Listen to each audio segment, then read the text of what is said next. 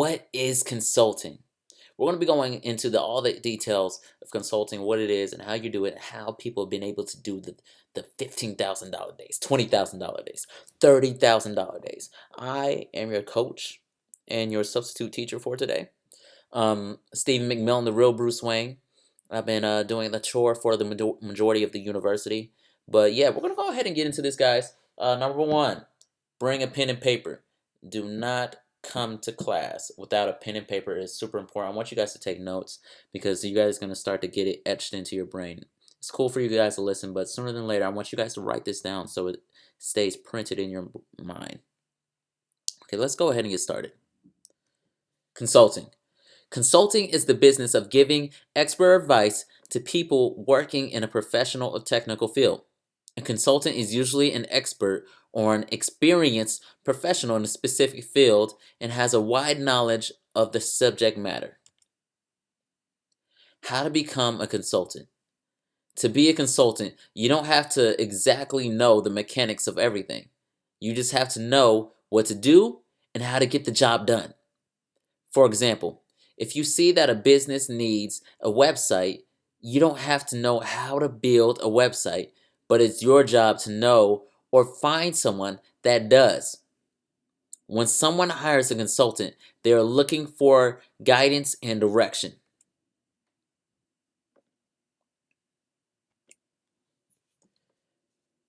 Two consulting categories. The role of a consultant can fall under one or two general categories. Internal consultant. Someone who operates within an organization but is available to be consulted on areas of its specialization by other departments or individuals, acting as clients.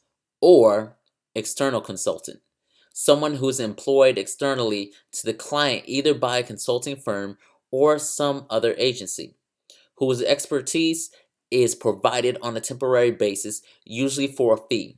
Consulting firms range in size from a sole proprietorships consisting of a single consultant, small businesses consisting of a small number of consultants, to mid to large consulting firms, which in some cases are multinational corporations. This type of consultant generally engages with multiple and changing clients, which are typically companies, nonprofit organizations, or governments. When hiring consultants, clients have access to deeper levels of expertise than would be financially feasible for them to retain in-house on a long-term basis. As well, clients can control their expenditures on consulting services by only purchasing as much service from the outside consultant as desired. Consultants provide their advice to their clients in a variety of forms. Reports and presentations are often used. However, in some specialized fields, the consultant may develop customized software or other products for the client.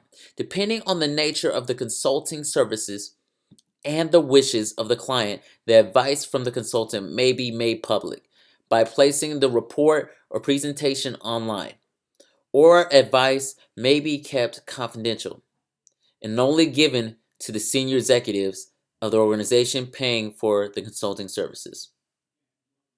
Temps versus consultants. The range of areas of expertise covered by the term consultant is wide. One of the more common types is the management consultant.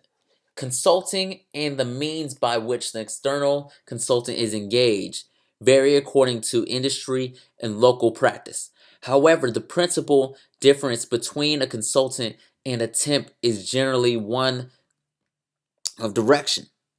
A consultant is engaged to fulfill a brief in terms of helping to find solutions to specific issues, but the ways in which that is to be done generally falls to the consultant to decide.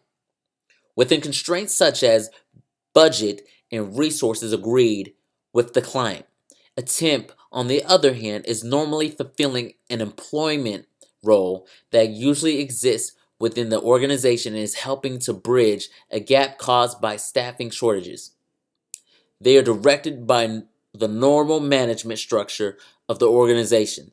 There is, however, a hybrid form where a consultant may be hired as an intern, manager, or executive, bringing a combination of specialist expertise to bear on a role that is temporarily vacant.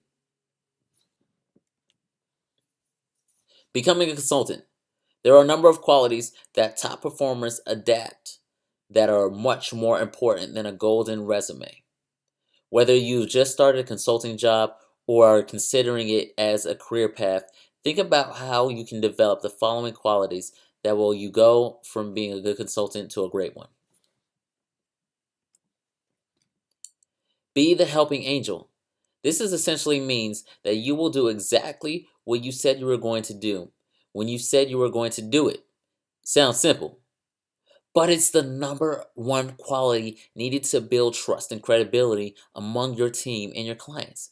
For example, in the beginning of your career, your team will lean on you for support in more route areas of consulting work. It is your job to master your role. Attention to detail. This is such a crucial skill in consulting because one of the ways we build trust with clients is by producing error-free deliverables, which shows that we're thorough and our recommendations are solid. Create lists of things to double check before submitting anything. Be the go-to person.